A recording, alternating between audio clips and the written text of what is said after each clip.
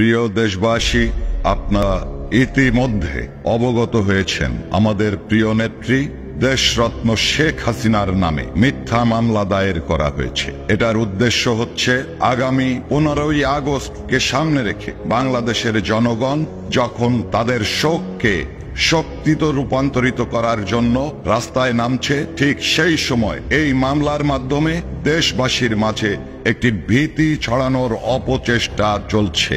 আমরা পূর্বেও মামলা হামলার শিকার হয়েছি। বাংলাদেশ আওয়ামী লীগের নেতাকর্মীরা, বঙ্গবন্ধুর সৈনিকেরা মামলা হামলায় ভয় পায় না।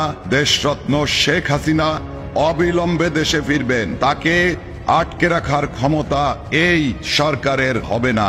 আমি দেশবাসীর উদ্দেশ্যে বলতে চাই, বাংলাদেশ আওয়ামী লীগের পক্ষে শেখ হাসিনার মুক্তির আন্দোলনকে দুর্বার গতিতে এগিয়ে নিয়ে যাবেন। আগামী 15ই আগস্টে বঙ্গবন্ধুর 32 নম্বর বাড়িতে আমাদের স্বাধীনতার স্মৃতি বিজড়িত, আমাদের মুক্তিযুদ্ধ সহ সকল আন্দোলন সংগ্রামের আমাদের ঠিকানা 32 নম্বরে আপনারা শ্রদ্ধা নিবেদন করবেন। দেশরত্ন শেখ হাসিনার বিরুদ্ধে যে মিথ্যা মামলা করা হয়েছে তার প্রতিবাদে আপনারা তীব্র প্রতিবাদে রাস্তায় নামবেন।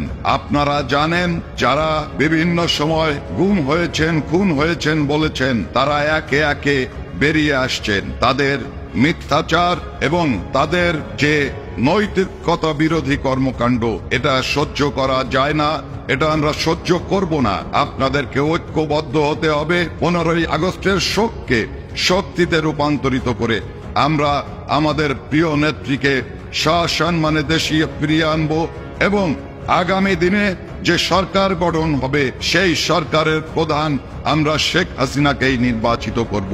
আমাদের বাংলাদেশের বাইরে যে সমস্ত ভাইরা বসবাস করেন তাদের উদ্দেশ্যে বলতে চাই, 15ই আগস্ট ওই বিশ্বের যে সমস্ত পার্লামেন্ট ভবন আছে প্রত্যেকটা পার্লামেন্ট ভবনের সামনে আপনারা অবস্থান জানাবেন, আপনারা আপনাদের প্রতিবাদ জানাবেন, বিশ্ব জনমত গড়ে তোলার জন্য আপনারা ভূমিকা রাখবেন। বন্ধুগণ, আজ পর্যন্ত কোন অপশক্তি ষড়যন্ত্র করে ক্ষমতাকে পাকাপোক্ত করতে পারে নাই, এই সরকারও পারবে না।